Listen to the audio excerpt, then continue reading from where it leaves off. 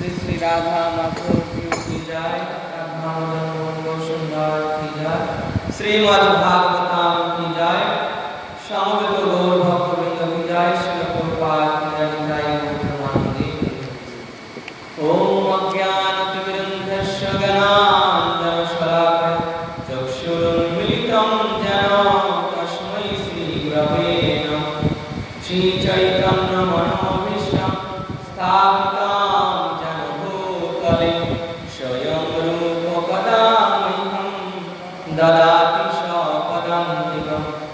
वन्देऽहं श्रीगुरो श्रीयुतपदकमलं श्रीगुरून् वैष्णवांश्च श्रीरूपं साग्रजातं सहगण रघुनाथान्वितं तं सजीवं साद्वैतं सावधूतं परिजनसहितं कृष्णचैतन्यदेवं श्रीराधाकृष्णपादान् सहगणललितं श्रीविशाखान्वितंश्च नमो विष्णुपदाय कृष्णपृष्ठाय भूतले श्रीमते भक्तिवेदान्त स्वामिने नमस्ते सरस्वती देवी गौरवाणी प्रचारिणे निर्विशेष शून्यवादी पाश्चात्यदेशतारिणे वाञ्छाकल्पतरुभ्यश्च कृपा सिन्धुभ्यो च पतितानां पावनेभ्यो वैष्णवेभ्यो नमो महावदन्याय कृष्ण प्रेमप्रदायते कृष्णाय कृष्णचैतन्यनाथे गौरतिसे नमः। जय श्री कृष्ण चैतन्य प्रभु नित्यानंद श्री अद्वैत गदाधर शिवासादि गौर भक्तवृंद।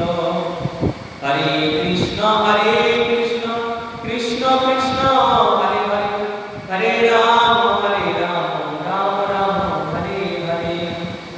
ओम नमो भगवते वासुदेवाय। ओम नमो भगवते वासुदेवाय। ओम नमो भगवते वासुदेवाय। नारायणं नमस्कृत्य नरं चैव नरोत्तमं देवीं सरस्वतीं व्यासं ततो जयमुदीरये। नमस्कृतायेषु भद्रेषु नित्यं भागवत सेवा भगवती समश्लोके भक्ति भवति नश्य। नमो विष्णुपादाय कृष्णपृष्ठाय भूतले श्रीमते जयप्रकाशामिति नामे नमाचार्यपादाय निताय भक्ताय श्रीमद् भागवतम पंचम स्कंद ऊनविंश अध्याय 21 श्लोक।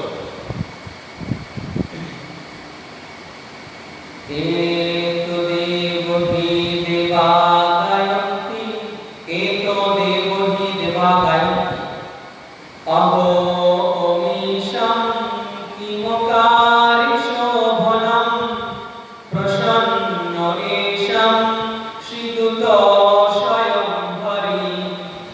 यैर्जन्मलब्धं निःशुभारकाजिरे मुकुन्द सेवैकैकं स्पृहा नहि। অনুবাদ। যেহেতু মনুষ্য জন্ম আত্ম উপলব্ধির সর্বশ্রেষ্ঠ উপায়, তাই স্বর্গের দেবতারা বলেন, আহা, এই ভারতবর্ষে জন্মগ্রহণ করেছেন যে মানুষেরা, তারা নিশ্চিতই মহা পুণ্যজনক তপস্যা করেছেন, অথবা ভগবান নিশ্চয়ই তাদের প্রতি অত্যন্ত প্রসন্ন হয়েছেন। তা না হলে কিভাবে তারা এমনভাবে ভগবত ভক্তিতে যুক্ত হয়েছেন? আমরা ভগবত ভক্তি সম্পাদনের সৌভাগ্য লাভের জন্য ভারতবর্ষে মনুষ্য জন্ম লাভ করতে চাই, আর এই মানুষেরা ইতোমধ্যেই সেই সৌভাগ্য লাভ করেছেন। অনুবাদটা বলবেন। যেহেতু মনুষ্য জন্ম আত্ম উপলব্ধি সর্বশ্রেষ্ঠ উপায়, তাই স্বর্গের দেবতারা বলেন, আহা, এই ভারতবর্ষে জন্মগ্রহণ করেছেন যে মানুষেরা, তারা নিশ্চয়ই মহাপুণ্যজনক তপস্যা করেছে, অথবা ভগবান নিশ্চয়ই তাদের প্রতি অত্যন্ত প্রসন্ন হয়েছে। তা না হলে কিভাবে তারা এমনভাবে ভগবত ভক্তিতে যুক্ত হয়েছে? আমরা ভগবত ভক্তি সম্পাদনে সৌভাগ্য লাভের জন্য ভারতবর্ষে মনুষ্য জন্ম লাভ করতে চাই, আর এই মানুষেরা ইতোমধ্যে সেই সৌভাগ্য লাভ করেছে। তাৎপর্য শ্রীল প্রভুপাদ মহারাজ, জয় শ্রীল প্রভুপাদ। এই সত্য শ্রী চৈতন্য চরিতামৃতে বিশদভাবে বিশ্লেষণ করা হয়েছে। ভারত ভূমিতে হইল মনুষ্য জন্ম, যা জন্ম সার্থক করি করো পর উপকার। যারা ভারতবর্ষে মনুষ্য জন্ম লাভ করেছে, তাদের কর্তব্য হচ্ছে অন্য সকলের উপকার করার মাধ্যমে তাদের জন্ম সার্থক করা। ভারতবর্ষে ভগবত ভক্তি সম্পাদনের জন্য বহু সুযোগ সুবিধা রয়েছে। ভারতবর্ষে সমস্ত আচার্যরা তাদের অভিজ্ঞতা লব্ধ জ্ঞান দান করেছেন এবং শ্রী চৈতন্য মহাপ্রভু স্বয়ং আবির্ভূত হয়ে ভারতবাসীদের শিক্ষা দিয়েছেন কিভাবে পারমার্থিক জীবনে উন্নতি সাধন করতে হয় এবং ভগবানের প্রেমময় সেবায় যুক্ত হতে হয়। সর্বতোভাবে ভারতবর্ষেও এক বিশেষ স্থান, যেখানে অনায়াসে ভগবত ভক্তি পন্থা হৃদয়ঙ্গম করা যায় এবং তা অবলম্বন করার মাধ্যমে জন্ম সার্থক হয়। কেউ যদি ভগবত ভক্তি পন্থা অবলম্বন করে তার জন্ম সার্থক করে এবং পৃথিবীর অন্যান্য স্থানে ভগবত ভক্তির বাণী প্রচার করে, তাহলে সারা পৃথিবীর মানুষের মঙ্গল হবে। এখানে শ্রীল প্রভুপাদের তাৎপর্য বিশ্রাম হলো। এই শ্লোকের অনুবাদে এই শ্লোকটি বলছেন তারা দেবতারা, স্বর্গের দেবতারা এই শ্লোকটি বলছে। এখানে প্রথমেই বলা হয়েছে এব দেব হি দেবাদায়ন্তি, অর্থাৎ এই নিশ্চিতভাবে এটা দেবতারা গান করছে। স্বর্গের দেবতারা তারা স্বর্গলোকে থাকে। যে দেবলোক প্রাপ্ত হওয়ার জন্য মানুষ অনেক যাগযজ্ঞ করে, পুণ্য কর্ম করে, অনেক ধর্মকর্মের অনুষ্ঠান করে, সেই স্বর্গলোকের দেবতারা দেখুন তারাও তার ভজন করছে এবং সেটা এখানে ফুটে উঠেছে, প্রকাশিত হয়েছে যে দেবতারাও কার আরাধনা করছে এখানে? ভগবান নরনারায়ণ।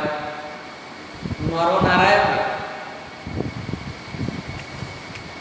দেবতারা বলছেন এই শ্লোকে যে আহা, ভারতবর্ষে জন্মগ্রহণ করেছেন যে মানুষেরা, তারা নিশ্চয়ই মহাপুণ্যজনক তপস্যা করেছেন। দেবতারাই বলছেন যে ভারতবর্ষে যারা জন্মগ্রহণ করেছে তারা মহাপুণ্যজনক তপস্যা করেছে। কারণ এই ভারতবর্ষে জন্ম হতে গেলে অনেক সৌভাগ্যের প্রয়োজন। আবার এর মধ্যে মনুষ্য জন্ম, সেটা আরো সৌভাগ্য। আর সেই মনুষ্য জন্মের মধ্যে ভগবত ভক্ত হওয়া, কৃষ্ণ ভক্ত হওয়া, সেটা সুদুর্লভ।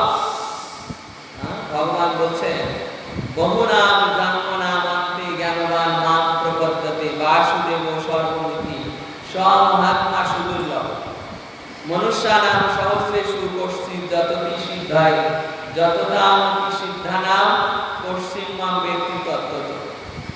হাজার হাজার মানুষের মধ্যে কয়েকজন মাত্র সিদ্ধি লাভের প্রচেষ্টা করে। তো সেই প্রকার সিদ্ধ ব্যক্তিদের মধ্যে ওই রকম হাজার হাজার সিদ্ধদের মধ্যে গুটি কয়েকজন মাত্র কৃষ্ণ ভক্ত। এই যে এই ভারতবর্ষে মনুষ্য জন্ম, তার উপর মুক্তির আরাধনার জন্য চেষ্টা করা, তার উপর কৃষ্ণ ভক্ত হওয়া এ অত্যন্ত দুর্লভ। আবার কৃষ্ণ ভক্ত হয়ে কৃষ্ণের শুদ্ধ ভক্ত হওয়া, কৃষ্ণের ভক্ত তো দেবতারাও কৃষ্ণের ভক্ত, এই জগতের মানুষেরা অনেক কৃষ্ণ ভক্ত, কিন্তু শুদ্ধ ভক্ত আরো সুদুর্লভ। দেবতাদের অধিকাংশ তারা শুদ্ধ ভক্ত নয়, তাদের ফল কামনা রয়েছে, জাগতিক অভিলাষ রয়েছে, পদ, পজিশন, ঐশ্বর্য, মান, প্রতিষ্ঠা, এই সমস্ত কামনা রয়েছে। মানুষের মধ্যেও এই সমস্ত কামনা রয়েছে। তার মধ্যে কয়েকজন অল্প তারা শুদ্ধ ভক্ত। অর্থাৎ শুদ্ধ ভক্তির বৈশিষ্ট্য কি ভাগবতে বলা হয়েছে, সবই পুংসাম করো ধর্ম ইয়াত ভক্তি অদর্শতে অহৈতুক্য অপ্রতিহত ইয়াত্মাসু প্রসিদ্ধ। এখানে শুদ্ধ ভক্তির বৈশিষ্ট্য হচ্ছে যে তাদের ভগবানের কাছে কোনো কামনা বাসনা নেই, কোনো চাওয়া পাওয়া নেই যে হে প্রভু আপনি আমাকে এই সুবিধা প্রদান করুন, আমার এই উপকার করুন, আমার এই মঙ্গল বিধান করুন, এই প্রকার কোনো কামনা বাসনা নেই ভগবানের কাছে। আর কি, আর হচ্ছে যে তাদের ভক্তি কখনো বাধা প্রাপ্ত হয় না। বাধা প্রাপ্ত হয় না, মনে করুন কোনো ভক্তি করছি, কোনো ব্রত করছি, হঠাৎ কিছু একটা অসুবিধা হলো, ছেড়ে দিলাম, ভক্তি করা ছেড়ে দিলাম, নাম জপ করা ছেড়ে দিলাম, হঠাৎ আমি দুঃখ পেলাম, আমার নিকটস্থ আত্মীয় স্বজন বিয়োগ হলো, তখন ভগবানের উপর ক্রোধ করে ভক্তি পথকে ছেড়ে দিলাম বা নাম জপ ছেড়ে দিলাম। এই হচ্ছে কি প্রতিরোধ হয়ে গেল। যারা শুদ্ধ ভক্ত তাদের এই প্রকার কোনো প্রতিরোধ হয় না। তারা ওই গঙ্গার অবিচল ধারার ন্যায় ভগবানের ভক্তি করতে থাকে, প্রতিদিন নিয়ম পালন করতে থাকেন, প্রতিদিন ভগবানের নাম জপ করতে থাকেন, প্রতিদিন সেবা করতে থাকেন। তাদের এই সেবায় কখনো বাধা হয় না। এইভাবে এই প্রকার শুদ্ধ ভক্ত হওয়া অত্যন্ত দুর্লভ। প্রভুপাদ, আমাদের ছিল প্রভুপাদ, এই যে সমস্ত পৃথিবী প্রচার করেছিলেন, প্রচার করে কৃতিত্ব তার গুরুদেবকে অর্পণ করেছেন। আর শেষে মুখবন্ধে লিখছেন যে এই যে আমি এই প্রচার হয়েছে ভগবত ভক্তি এবং এই যে গ্রন্থ ছাপা হয়েছে, এত কষ্ট করে আমি গ্রন্থ লিখেছি, ছাপিয়েছি, এই গ্রন্থ পড়ে এই ভগবত ভক্তি করে যদি একজন মাত্র শুদ্ধ ভক্ত হয়, একজন মাত্র শুদ্ধ ভক্ত হয়, তাহলে আমার প্রচেষ্টা সার্থক। প্রভুপাদ এটা বলেছে, এই যে শুদ্ধ ভক্ত হওয়া অত্যন্ত দুর্লভ। তাই দেবতারা বলছে যে তারা নিশ্চয়ই মহা পুণ্যজনক তপস্যা করেছে, অথবা ভগবান নিশ্চয়ই তাদের প্রতি অত্যন্ত প্রসন্ন, যারা এই ভারতবর্ষে জন্মগ্রহণ করেছে। শ্রী শ্রী রাধা কি জয়, গৌ সুন্দর কি জয়, জগন্নাথ বলদেব সুভদ্রা মহারানী কি জয়। তো এইভাবে যারা মহা হয়েছে তারাই এই ভারতবর্ষে জন্মগ্রহণ করেছে, অন্যথায় তা না হলে তারা কিভাবে ভগবত ভক্তিতে যুক্ত হয়েছে। এই যে ভগবত ভক্তিতে যুক্ত হওয়া, সাধুর কৃপা না হলে ভগবত ভক্তিতে সহজে যুক্ত হওয়া যায় না, সাধুর কৃপা না। যে শাস্ত্রে বলা হয়েছে, নরোত্তম দাস ঠাকুর গিয়েছে যে গঙ্গার স্পর্শ হইলে পশ্চাতে পাব, দর্শনে পবিত্র করো এই তোমার গো। যদি কেউ গঙ্গায় স্নান করতে যায় তাহলে তার কি হয়? তাহলে তার পাপটা কেটে যায়। হ্যাঁ, গঙ্গায় যদি কেউ স্নান করতে যায় তাহলে তার পাপ কেটে যায়, কিন্তু মন থেকে পাপ করার প্রবৃত্তি নষ্ট হয় না। দেখেছেন, গঙ্গায় বা কোনো নদীতে হাতি যখন স্নান করতে যায়, হাতি স্নান করতে যায় 2-1 ঘন্টা ধরে ওই গঙ্গার জলে কি নদীর জলে ভালোভাবে স্নান করবে, গায়ে কোনো ময়লা থাকবে না। যখন উঠে আসবে তখন ওই পাড় থেকে সুরে করে ধুলাবালি নিয়ে আবার শরীরে ছিটিয়ে দেবে।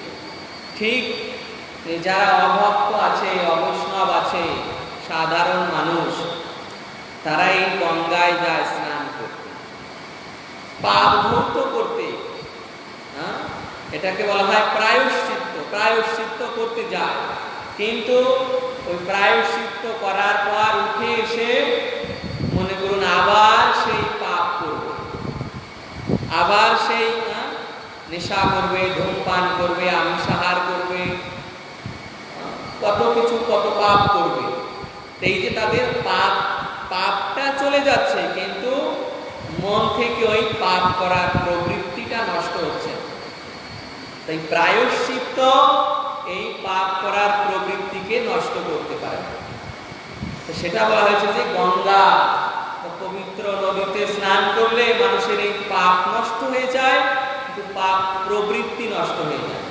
কিন্তু যদি তীর্থে গিয়ে বা কোনো মন্দিরে গিয়ে সাধু ব্যক্তি মুখের থেকে ভগবানের কথা শোনা যায়,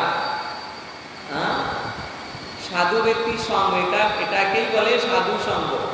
কি তীর্থে বা ধামে গিয়ে সাধুর কাছ থেকে ভগবানের কথা শ্রবণ করা, এটাই হচ্ছে সাধু সঙ্গ। সাধু সঙ্গ, সাধু সঙ্গ সর্বশাস্ত্রে কয় লবমাত্র, সাধু সঙ্গে সর্বসিদ্ধি হয়। শাস্ত্রে বলা হয়েছে যে এইভাবে যারা সাধু সঙ্গ করে, তার ধামে গিয়ে তীর্থে গিয়ে সাধুর মুক্তকে শ্রবণ করে, তখন তাদের এই পাপ করার প্রবৃত্তিটা নষ্ট হয়ে যায়। সাধুর দর্শনে পাপ চলে যায়, আর মন থেকে পাপ করার প্রবৃত্তি, যে যখনই সাধু মুখে শ্রবণ করেছে যে এই পাপ করলে, অপরাধ করলে, পাপ করলে কি হবে, পাপ করলে আমাকে এর পরবর্তীতে নরকে গিয়ে শাস্তি ভোগ করতে হবে, দুঃখ যন্ত্রণা ভোগ করতে হবে, আবার পশু পাখি হয়ে জন্মগ্রহণ করতে হবে। এই প্রকার শ্রবণের পর তার চিত্তে এই যে সেই পাপ না করার প্রতি স্পৃহা হয়, যে আমি আর পাপ করব না, আমি আর অসৎ জীবন যাপন করব না, ভক্তি করব, ভগবানের ভক্ত হব। এইভাবে তারা ভগবত ভক্তিতে যুক্ত হয়েছে। এটা হচ্ছে ভগবানের কৃপা, যে ভগবানের কৃপায় সাধুর দর্শন হয়, আর সাধুর কথা মতো চললে ভগবানের কৃপায় আবার ভগবানকে প্রাপ্ত হওয়া যায়। তাই দেবতারা বলছে যে যারা এই ভারতবর্ষে জন্মগ্রহণ করে ভক্ত হয়েছে, তারা নিশ্চয়ই পূর্ব পূর্বজন্মে অনেক তপস্যা করেছেন অথবা ভগবানের বিশেষ কৃপা প্রাপ্ত হয়েছে, তারাই এই জন্মে ভগবত ভক্ত হয়েছে। অন্যথায় সুকৃতি না থাকলে এইভাবে ভগবত ভক্ত হওয়া যায় না। শুদ্ধ ভক্তির দর্শন, ভক্তি জীবন, এর জন্য অবশ্যই সুকৃতি থাকা চাই। সুকৃতি মানে কি? সুকৃতি মানে মনে করুন জানতে অজান্তে আপনি কোনো সাধুর উপকার করেছেন, কোনো বৈষ্ণবের সেবা করেছেন। কি এই যে ভগবানের মন্দিরে আপনি ভগবানের সেবার জন্য, বৈষ্ণব সেবার জন্য কিছু দান করেছেন, কিছু সেবা করেছেন, এই হচ্ছে জানতে অজান্তে অজানা সুকৃতি। এর পরবর্তীতে ভগবানের কৃপায় আপনি ভগবত ভক্তিতে যুক্ত হওয়ার সুযোগ পাবেন। তাই দেবতারা বলছে যে আমরা ভগবত ভক্তি সম্পাদনে সৌভাগ্য লাভের জন্য ভারতবর্ষে মনুষ্য জন্ম লাভ করতে চায়। দেবতারাও সুখী নয়, দেবতারাও সুখী নয় তাদের লোকে। কেন না? দেবতাদেরও মৃত্যু হয়। এই যে স্বর্গে যত দেবতা রয়েছে তাদেরও মৃত্যু হয়, এবং একটা নির্দিষ্ট টাইমে ওই দেবতাদেরও মৃত্যু হয়, তাদের ওই স্থান তাদের ত্যাগ করতে হয়। তারাও চিরকাল ওই স্বর্গের সুখ ভোগ করতে পারে না। কেননা ওই স্বর্গলোকটা অনিত্য লোক, ওই স্বর্গলোক ধ্বংস হয়ে যায়। যখন প্রলয় হয়, যখন এক একজন মনুর রাজত্বকাল 71 চতুর্যুগ শেষ হয়, তখন ওই স্বর্গলোকটাও বিনাশ প্রাপ্ত হয়। এই জন্য ওই দেবতারাও মারা যায়। তাই দেবতাদের লোকও স্থায়ী নয়। এই জন্য তারা যেহেতু সেখানে চিরকাল থাকতে পারে না, তাই তারা কামনা করেন। এবং দেবতাদের লোক এর মাঝে আবার কি হয়, অসুরেরা মাঝে মাঝে ওই দেবতাদের লোক আক্রমণ করে, দেবতাদের মারপিট করে ভাগিয়ে দেয়, স্বর্গ থেকে বিতাড়িত করে দেয়। আর দেবতাদের বৈশিষ্ট্য কি? তাদের মারলেও তারা মরবে না, ওই নির্দিষ্ট ওই তাদের বয়স পূর্ণ না হওয়া পর্যন্ত তারা মরবে না।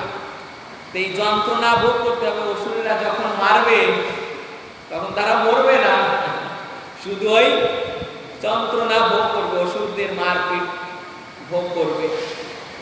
এইভাবে এই দেবতারাও দুঃখী, তাদেরও দুঃখ রয়েছে।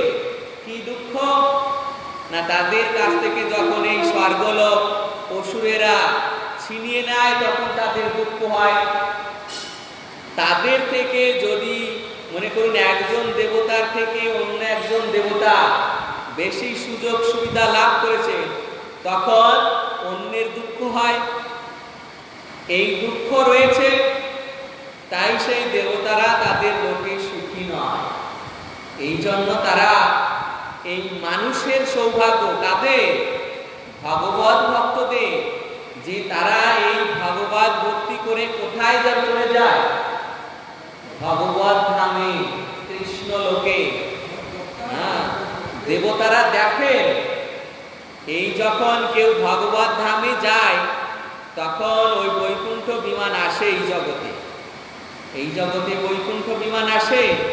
যখন বৈকুণ্ঠ বিমানে নিয়ে ওই ভগবত ভক্তদের ভগবানের রাজ্যে যায়, তখন ওই দেবতাদের স্বর্গলোকে ওই পথে যায়। একটা মার্গ রয়েছে, সূর্য মার্গ, চন্দ্র মার্গ, একটা মার্গ রয়েছে যে সেই রাস্তা দিয়ে যেতে হবে। সেই রাস্তায় দিয়ে যখন যায় তখন ওই দেবতাদের লোক পড়ে।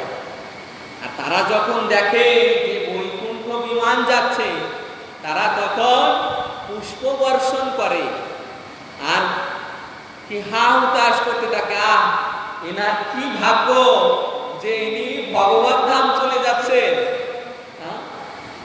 তারা যেতে পারে না, বুঝতে পেরেছেন? ওই দেবতারা যেতে পারে না, তাদের যাওয়ার অধিকার নেই। তাদের যেতে হলে এই ভারতবর্ষে মনুষ্য রূপে জন্মগ্রহণ করতে হবে, ভগবত ভক্তি করতে হবে, তারপর তাদের যেতে হবে। অন্যথায় ওই স্বর্গলোক থেকে তারা যেতে পারে না। আর স্বর্গলোকে শুদ্ধ ভক্তি হয় না, কেননা সেখানে সুযোগ সুবিধা এত বেশি, এই ইন্দ্রিয় সুখ ভোগের সুবিধা এত বেশি।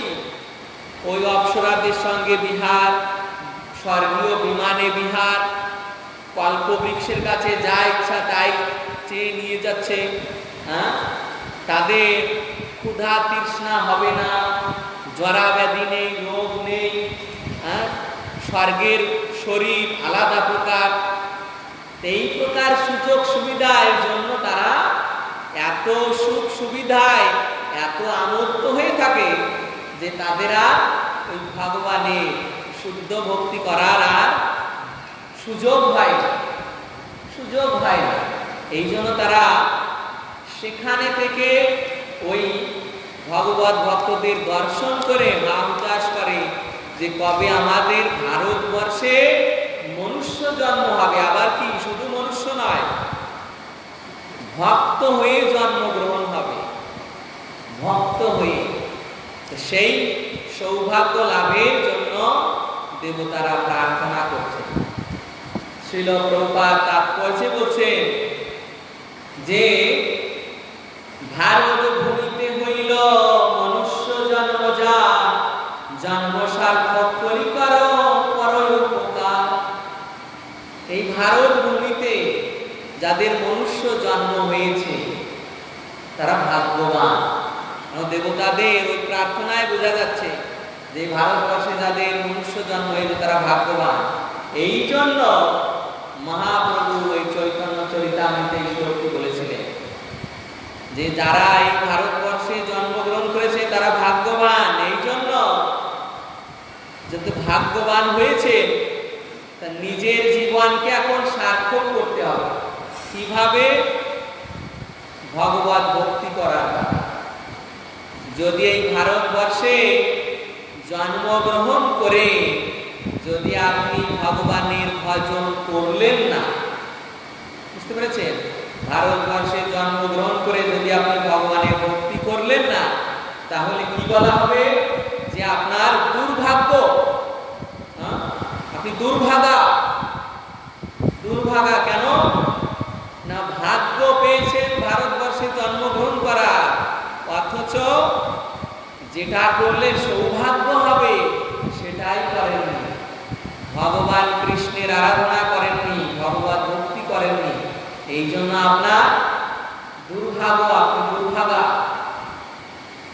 যখন কেউ সৌভাগ্য লাভ করবে, অর্থাৎ ভগবত ভক্তি হবে, ভগবানের আরাধনা করবে, সেই সৌভাগ্যবান ব্যক্তি।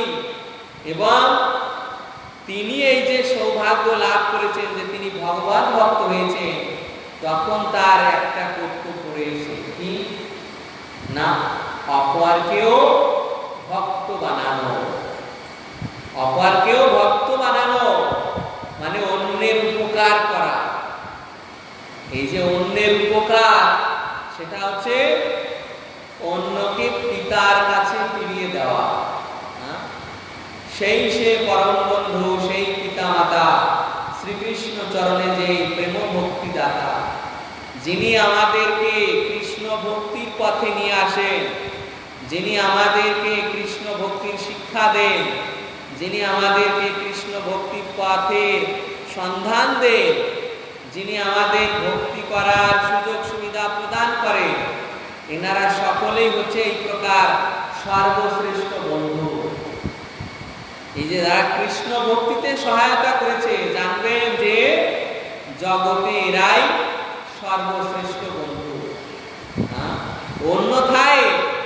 অন্যথায় যদি পিতা ভগবত ভক্তির পথে না আনেন, মাতা যদি ভগবত ভক্তির পথে না আনেন, গুরু যদি ভগবত ভক্তির পথে না আনেন, আত্মীয় স্বজন বন্ধু বান্ধব যারা আছেন তারা যদি ভগবত ভক্তির পথে না আনেন, তাহলে সে পিতা পিতা নয়, সে মাতা মাতা নয়, সে বন্ধু বন্ধু নয়। বুঝতে পেরেছেন? যারাই ভগবত ভক্তিতে সাহায্য করবে তারাই প্রকৃত বন্ধু।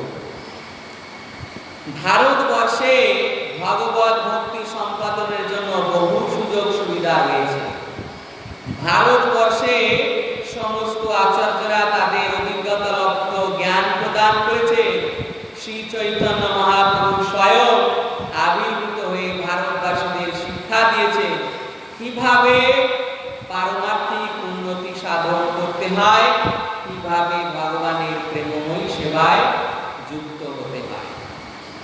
এই ভারতবর্ষে আমাদের সমস্ত পূর্ববর্তী আচার্যরা হয়েছে যারা আমাদের এই ভগবত ভক্তির পথে আমরা যাতে অগ্রগতি লাভ করতে পারি তার জন্য শাস্ত্র রচনা করেছে, আমাদের পথ দেখিয়েছে। এই যে মহামুনি বেদব্যাস, দেখুন সেই আমাদেরকে সেই শাস্ত্রের জ্ঞান দেওয়ার জন্য কি করেছে, প্রথমে তিনি বেদকে বিভাজন করলেন যাতে আমরা, বেদ প্রথমে একটা বেদ ছিল কিন্তু একজনের পক্ষে সেই একটা বেদ পড়ে ভগবানকে জানা অত্যন্ত দুরূহ কঠিন ছিল। এই জন্য 4 ভাগে ভাগ করলেন। তারপর দেখছেন যে এই সাধারণ মানুষ, স্ত্রী, শূদ্র, দ্বিজবন্ধু এরা এই 4 বেদের একটাও পাঠ করে পড়তে পারছে না বা হৃদয়ঙ্গম করতে পারছে না। তখন তিনি মহাভারত রচনা করলেন, পুরাণ ইতিহাস, পুরাণ রচনা করলেন। পুরাণের পর মহাভারত রচনা করলেন আমাদেরকে এই বৈদিক জ্ঞান প্রদানের জন্য। তারপর বেদান্ত সূত্র রচনা করলেন, কিন্তু সাধারণ মানুষের পক্ষে বেদান্ত সূত্র শ্রবণ করা সম্ভব না। এরপর মহাভারতের ভিতর তিনি কি রেখেছিলেন, ভগবত গীতা। সেই ভগবত গীতায় সেই ভগবান চরম নির্দেশ দিয়েছেন, সর্বধর্মান পরিত্যাজ্যং মাম একং শরণং ব্রজ অহং ত্বং সর্বপাপেভ্যো মোক্ষয়িষ্যামি মা শুচঃ। কিন্তু মহাভারত পড়েও মানুষের চিত্ত ওই মহাভারতের অন্য স্থানে বর্ণিত সামাজিক, রাজনৈতিক, অর্থনৈতিক ব্যাপারে তাদের মন যেতে লাগলো। ওই গীতার যে উপদেশ ভগবান যা বলেছে ওতে মন তাদের ওর থেকে বিক্ষিপ্ত হয়ে গেল। অন্য স্থানে যে সমাজের বর্ণনা, রাজনৈতিক বর্ণনা, অর্থনৈতিক ব্যাপারে বর্ণনা, সেখানে চলে যেতে লাগলো। এরপর এই দুঃখ দর্শন করে ব্যাসদেবের গুরুদেব নারদ মুনি এসে তাকে এই ভাগবত ভক্তি উপদেশ করলেন, ভাগবত লেখার উপদেশ করলেন। তারপর নারদ মুনির উপদেশে ব্যাসদেব শ্রীমদ্ ভাগবত রচনা করলেন। আর এই শ্রীমদ্ ভাগবতে সেই ভগবানের শুদ্ধ ভক্তি যোগ বর্ণিত হয়েছে। তো সেইভাবে দেখুন এই ব্যাসদেবের কৃপায় আমরা শুদ্ধ ভক্তির কথা জানতে পারছি। এরপর মহর্ষি বাল্মীকি মুনি তিনি রামায়ণ রচনা করেছেন। তো সেই রামায়ণে ভগবান শ্রী রামচন্দ্রের দিব্য লীলা বিলাস তিনি ভক্তির বন্যা বইয়েছেন। তারপর আমাদের ছিল বৃন্দাবন দাস ঠাকুর, ছিল কবিরাজ গোস্বামী পাদ, শ্রী চৈতন্য মহাপ্রভুর লীলা বর্ণন করেছেন।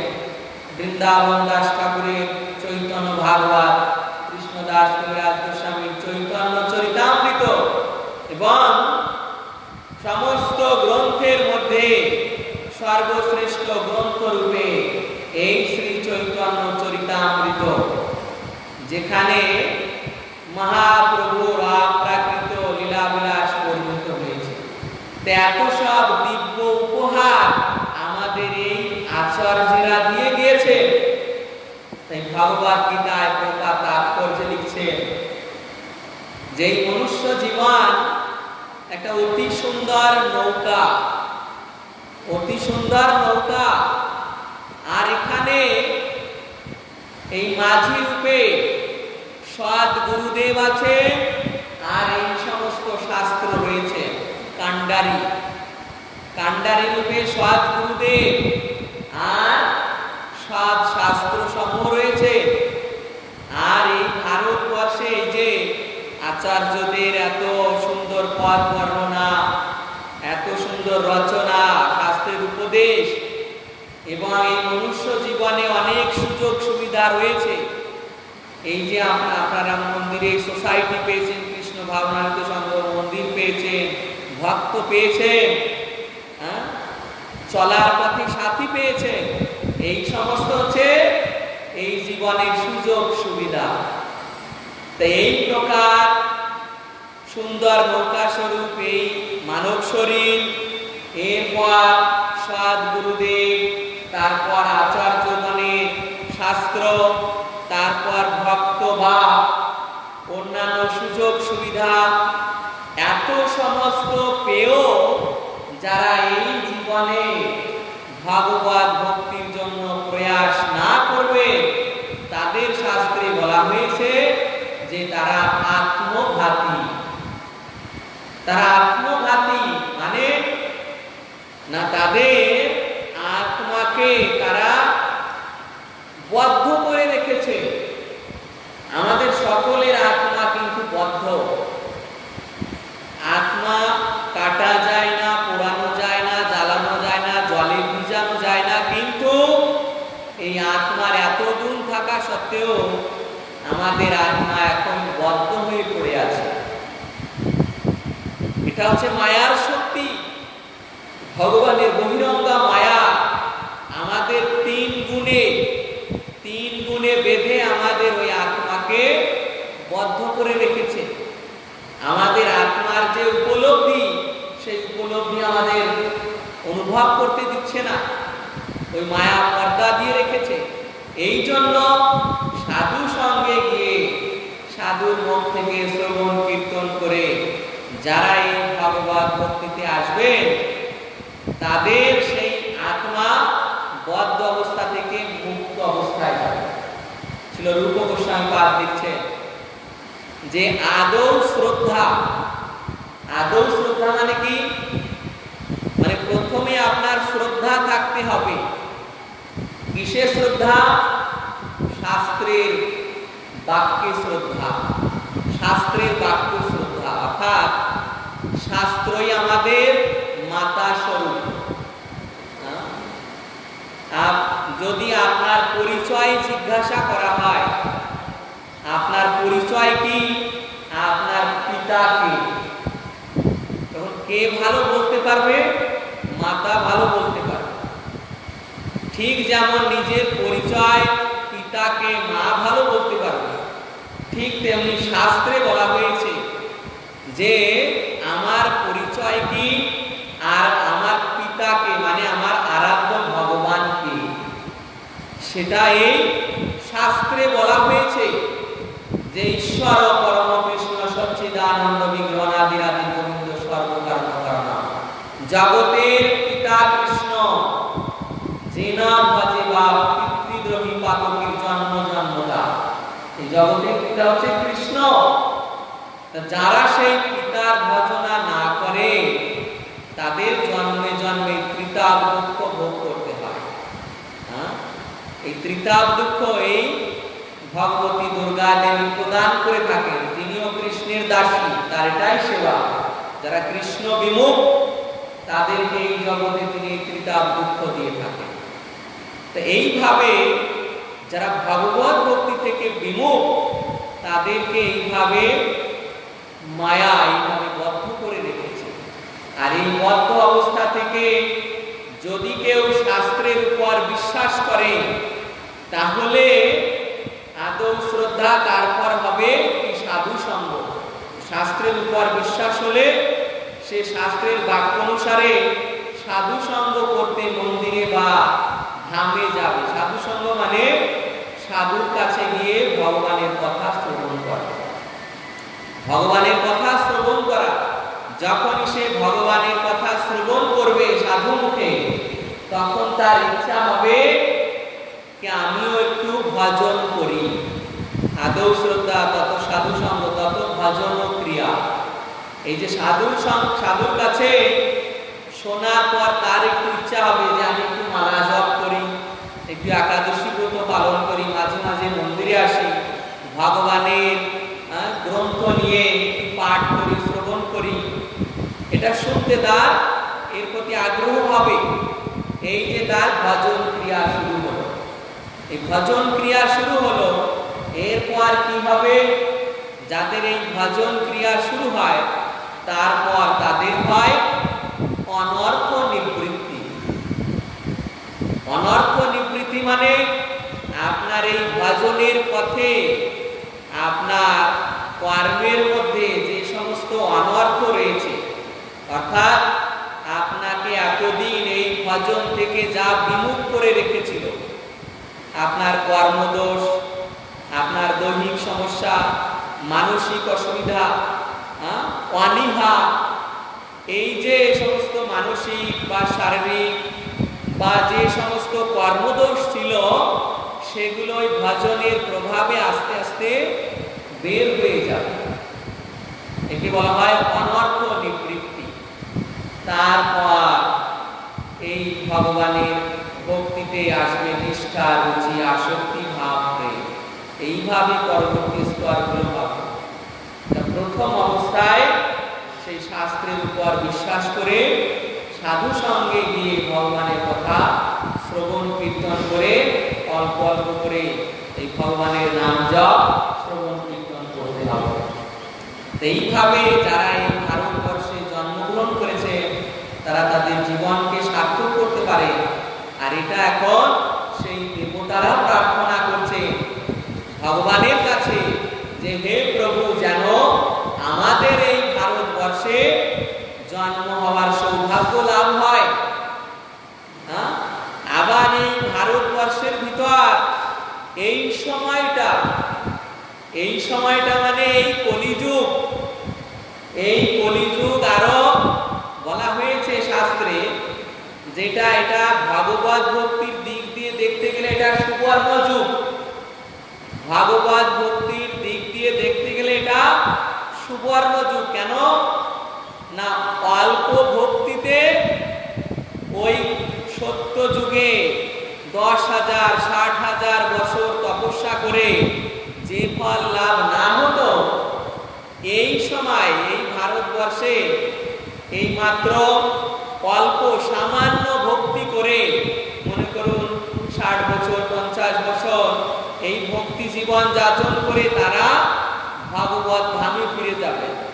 আর সত্য যুগে মন ইন্দ্রিয় সংযম করে 60,000 বছর 10,000 বছর 50,000 বছর তপস্যা করতে হতো, না খেয়ে না ঘুমিয়ে, সূর্যের তাপ, প্রচন্ড গরম, ওই অবস্থায় কৃচ্ছ সাধন করে এত কষ্ট করে তাদের যেটা লাভ না হতো, তার থেকে এই কলিযুগে সামান্য একটু ভগবত ভক্তি করে তার থেকে বেশি লাভ হবে, তারা ভগবত ধামে যেতে পারবে। এই প্রকার অপূর্ব সুযোগের জন্য সেই সত্য যুগের মানুষ তারা ভগবানের কাছে প্রার্থনা করেছিলেন যে হে প্রভু, যেন কলিযুগে আমাদের জন্ম হয় ভগবত ভক্ত হয়ে, অন্য কোনো মানুষ জন্ম নয়। কেননা এই কলিযুগে শাস্ত্রে বলা হয়েছে যে কলের দোষ নিধে রাজন, এটা হচ্ছে কি কলির দোষ নিধে, অর্থাৎ এই যুগটা দোষের সমুদ্র, কলিযুগ দোষের সমুদ্র। এই জন্য এখানে যেদিকে তাকাবেন সেদিকে দোষ, কিন্তু যারা ভগবত ভক্তিতে থাকবে তারাই একমাত্র সঠিক রাস্তা পাবে। এখানেই প্রভুপাদের